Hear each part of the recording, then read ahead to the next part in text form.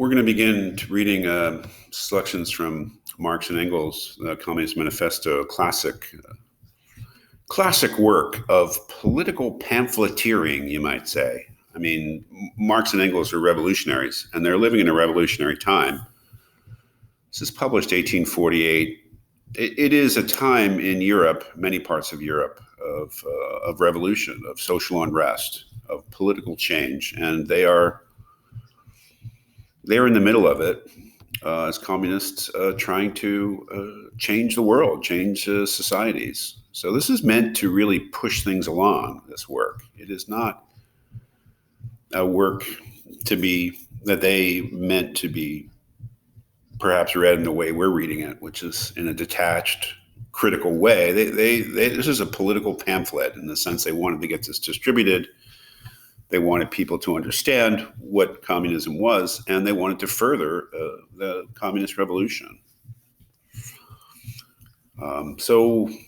Yeah, that's what it is. Section 1, bourgeois and proletarians. Those are classes. The bourgeoisie are basically the propertied class, and most specifically the manufacturers. They're the ones who own the means of production. The proletarians are the workers, the working poor, the people who have no property except themselves. So they sell their labor to the bourgeoisie in exchange for wages. And it's the struggle between these two classes that Marx and Engels see as being the central truth of their time. If we look here, we see the beginning of the section, this incredible statement: the history of all hitherto existing society is the history of class struggles. That is, there have always been social economic classes, and they've always been fighting with each other. Over what? Over whatever it is they need to produce what they need to live. In a agrarian agricultural society, the struggle is over land. In an industrial society, the kind of society that's being born in the mid-19th century, mostly in Europe, America, a few other places, the important thing is no longer arable land. It's no longer farmland. It's the factories. It's the technology. It's the machinery that is the central means of production, the way that human beings produce what they need to live. So the struggle is really over that. It's over property. And it's a struggle between the people who own the productive property, the capital, you might say, and the people who have nothing.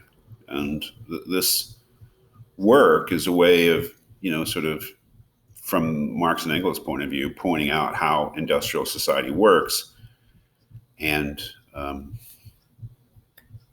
how they think it's inevitably going to change, where the have-nots, the people who have nothing, who are basically forced to live hand to mouth or else to starve, will eventually just sort of take over in the sort of natural way their rightful place, which is, they should control the means of production, not a minority who exploit their labor, essentially. So the bourgeoisie, in a certain sense, are the bad guys. But one of the things that's really important in the Communist Manifesto is to see that they're also kind of a hero. As he says here, the bourgeoisie, during its rule of scarce 100 years, has created more massive and more colossal productive forces than have all preceding generations together. I mean, even in the 19th century, the great achievements of modern industrial capitalism were beginning to be shown, not only in the development of technology, but in the way that it was changing the world, and the way that the search for new markets and new profits was tying the world together into a global whole. Really, the process that's pretty much culminated in our world, a world that's economically so interconnected.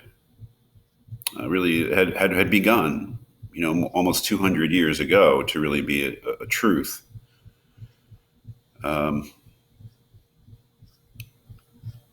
I would say one of the most important things to keep in mind is that yes, they are revolutionaries. But they're offering a theory of society, and they see the proletariat, the workers, really the industrial workers, people who work for wages. If you work for wages, you're a proletariat, basically. But it's the only truly, really revolutionary class, and that that they see the destruction of capitalist society as being the destruction of class society in general. Um,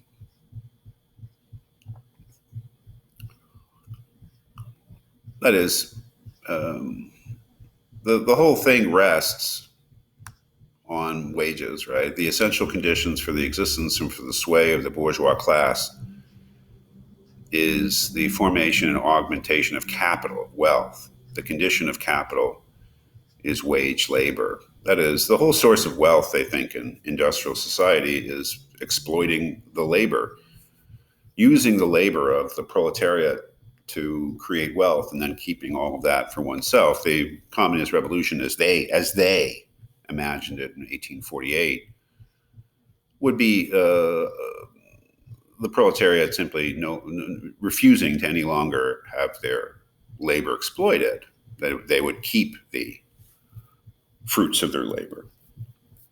And the important thing is that I think is that they envisioned a classless society. That was the big thing. It wasn't, all previous revolutions, all previous historical movements were just changes in the kind of ruling class that existed. And what Marx and Engels see, and whether it was realistic, I don't know, was a society in which there was no ruling class, where there were no social classes, because there were no relations in which people could exploit each other. All social classes, all ruling classes depend to some extent on exploiting the labor of the classes below them. But if you do away with that, then you've done away with the means of exploitation. If you do away with the means of exploitation, you do away with social classes in general, and I suppose you have a classless society.